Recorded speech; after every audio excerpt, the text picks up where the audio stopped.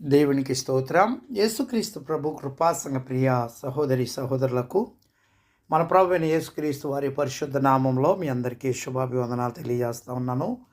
దేవుని బిడ్డలారా, మరి ఈరోజు ఈ ఉదయకాల సమయము దేవుడు మనకిచ్చిన రీతిని బట్టి దేవునికి మహిమ చెల్లిస్తూ ఈ శుక్రవారం దినము 5వ తారీఖు జూలై నెల 2024 సంవత్సరం మరి దేవుడు మనకిచ్చినటువంటి వాక్యము పరిశుద్ధ గ్రంథం నుండి కీర్తనల గ్రంథము 28వ కీర్తన మొదటి చరణాన్ని చదువుకుని కొద్ది నిమిషాలు ధ్యానించుకుందాం.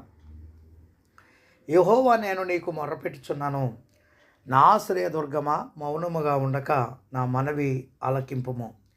నేను మౌనముగా నుండిన ఎడల నేను సమాధిలోనికి దిగువారి వలె అగుదును. ప్రార్థన. పరిశుద్ధుడా, ప్రేమమయుడ, వాక్యమైన దేవ, నాతో మాతో మాట్లాడి మమ్మలను బలపరచుమని యేసుక్రీస్తు వారి పరిశుద్ధ నామంలో ప్రార్థించి ఈ అమూల్యమైన శక్తివంతమైన జీవము కలిగిన మాటలను మేము ధ్యానించుచున్నాము తండ్రి. ఆమెన్. ప్రభునందు ప్రియ దేవుని బిడ్డలారా, భక్తుడైన దావీదు గారు 28వ కీర్తనలో విడుదల కొరకు చేస్తున్నటువంటిది ప్రార్థనకి గుర్తుగా మనకు కనబడతా ఉంది. ఏమంటే, దేవా, నేను నీకు మొరపెడుతున్నాను, నా ఆశ్రయదుర్గమా, మౌనముగా ఉండక నా మనవి ఆలకింపము. ఒకవేళ నువ్వు మౌనంగా ఉంటే కనుక చెప్తున్నటువంటి మాటలు ఏంటంటే, నువ్వు మౌనముగా నుండి నేను సమాధిలోనికి దిగువారి వలె అయిపోతాను. నువ్వు నాతో మాట్లాడకుండా ఉంటే, నువ్వు నాకు చేరువగా లేకుండా దూరంగా ఉంటే నేను తట్టుకోలేను. దేవుని బిడ్డలారా, ఎప్పుడూ కూడా సన్నిహితంగా ఉన్నటువంటి వారు ఏమన్నా దూరం అవుతా వస్తే ఎంత బాధపడతారో చెప్పండి. మామూలుగా మాట్లాడుతున్నటువంటిది వారే దూరం అవుతూ ఉంటే వారిలో తెలియనటువంటిది చాలా బాధ కలుగుతూ ఉంటుంది. అయ్యో, నాతో ఇంతగా మంచిగా మాట్లాడుతూ, నాతో ఇంతగా ప్రేమగా పలకరిస్తూ, నాతో ఇంతగా ఉంటూ, దేవుని బిడ్డలారా, సహోదరుడే కావచ్చు, సహోదరియే కావచ్చు, తల్లిదండ్రులు పిల్లల పట్ల కావచ్చు, పిల్లల తల్లిదండ్రుల పట్ల కావచ్చు, కుటుంబీకుల పట్ల కావచ్చు, స్నేహితుల పట్ల కావచ్చు, చక్కగా ఉంటా ఉన్నవారు దూరం అవుతూ ఉంటే వారిలో తెలియనటువంటిది బాధ. దేవుని బిడ్డలారా, దేవుడితో సహవాసం కలిగి ఉన్నటువంటి వ్యక్తి దేవుడు దూరం అవుతూ ఉన్నాడు, పట్టించుకుంటూ ఉండలేదో, మాట వినటం లేదు అన్నప్పుడు ఎంత బాధగా ఉంటుందండి. గమనించండి దేవుని బిడ్డలారా, ఆయన అంటూ ఉన్నాడు, నువ్వు మాట్లాడకపోతే నేను సమాధిలోనికి వెళ్ళిన వారితో సమానమైపోతానంటా ఉన్నాడు.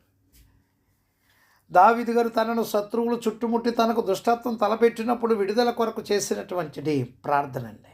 ఈ కీర్తన దేవుడే భక్తుల నిజ సంరక్షణకు ఆధారం. శోధనలో, ఆపదలో శత్రువులు చుట్టుముట్టినప్పుడు ప్రార్థనయే ఉన్నతమైన సహాయము. ఎందుకనగా ప్రార్థన మనల్ని దేవుని సహవాసంలో ఉంచుతుందండి.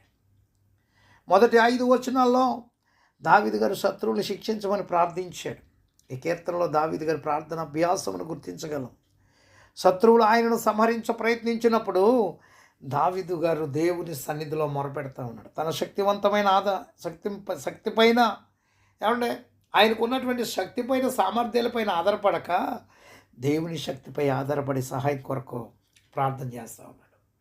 నా ప్రార్థన ఆలకింపుమని వేడుకుంటా ఉన్నాడు.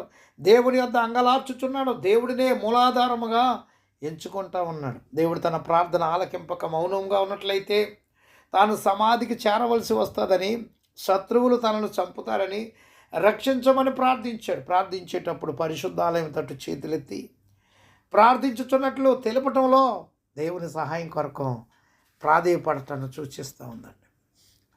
భక్తిహీనులను, దుష్ట కార్యములు చేయవారిని నిర్మూలన చేయమని కోరుతూ ఉన్నాడండి. రెండోది మనం చూస్తే 28వ కీర్తన 6-8 వచనాల్లో ప్రార్థన ఆలకించినందులకు దావీదు గారు దేవుని స్తుతించుతూ ఉన్నాడండి.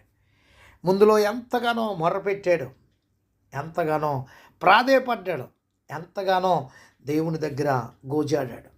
ఏమంటే, నువ్వు మాట్లాడకపోతే నేను సమాధిలోనికి వెళ్ళిపోయినటువంటి వాడితో సమానం, చచ్చినోడితో సమానం అన్నీ చెప్పుకొచ్చాడండి. తర్వాత దేవుడు మనవి విన్నందుకు స్తుతులు చెల్లిస్తూ ఉన్నాడు. 6-8 వచనాల్లో. ఏమండి, 6-8 వచనాల్లో చూస్తే, యెహోవా నా విజ్ఞాపన ధ్వని ఆలకించి ఉన్నాడు, ఆయనకు స్తోత్రం కలుగునుగాక.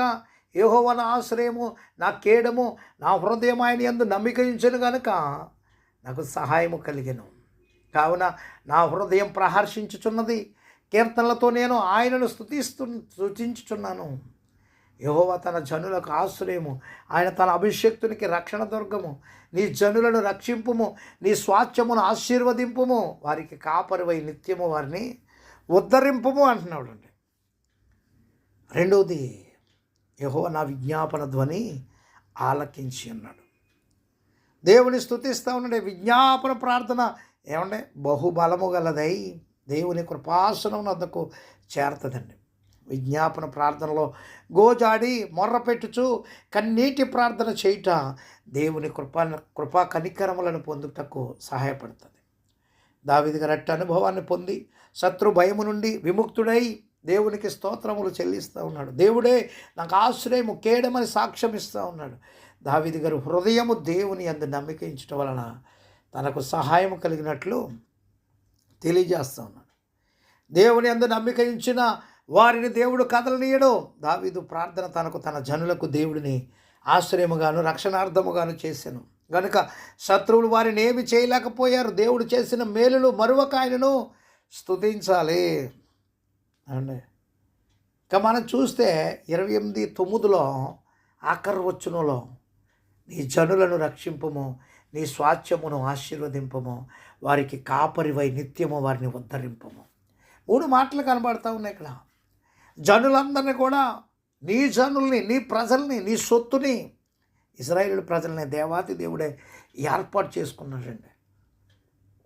నీవు నా సొత్తు, ఇశ్రాయేలు, యాకోబు, యెషూరును అని యాకోబు విషయంలో, ఇశ్రాయేలు జనాంగం విషయంలో మాట్లాడిన మాటలు.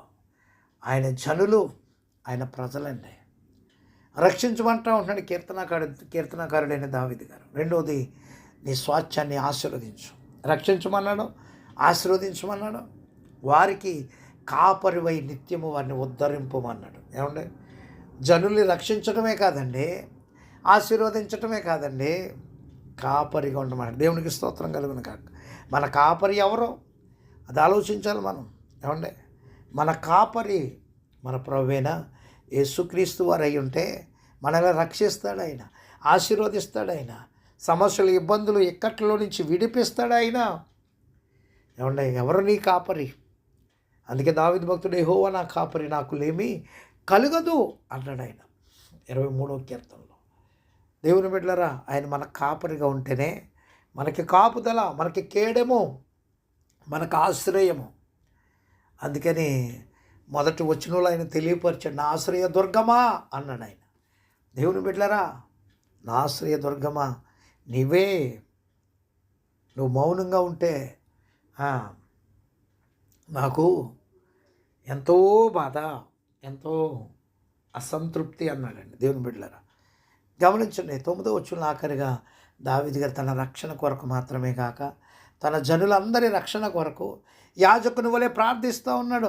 తన జనులను నీ జనులనియు నీ స్వాస్థ్యమనియు సంబోధించి రాజ్యము ప్రజల సమస్తము నీవేనని, ఏమంటే రక్షింపగల సమర్థుడవు నీవేనని దేవుని సన్నిధిలో దావీదు గారు వినయము వ్యక్తపరచుచు జనులకు కాపరిగా ఉండి నిత్యము ఉద్ధరించమని ప్రార్థన చేస్తూ ఉన్నాడు. దేవుని బిడ్డలారా, ఆయన ఉద్ధరించువాడు అనగా ఆయన సామర్థ్యము కలిగిన దేవాతి దేవుడు, సరిచేయగలిగినటువంటి మహనీయుడు. ఆయన ద్వారానే మనకు సమస్తము కలుగుతుందని ప్రభునామలో తెలియజేస్తూ ఈ మాటల్ని ముగిస్తూ ఉన్నాడు. దేవుడి కొద్ది మాటలు మన వెనుకిడిలో దీవించునుగాక. ఆమేన్. తండ్రి, కుమార, పరిశుద్ధ ఆత్మద్రీక దేవుని దీవెన మనెల్లరికూ తోడై ఉండి కాపాడునుగాక. ప్రభు పనిలో మీ ఆత్మీయ సహోదరుడు పాస్టర్ ఎలీషా రాజు మస్కట్ నుండి. God bless you all.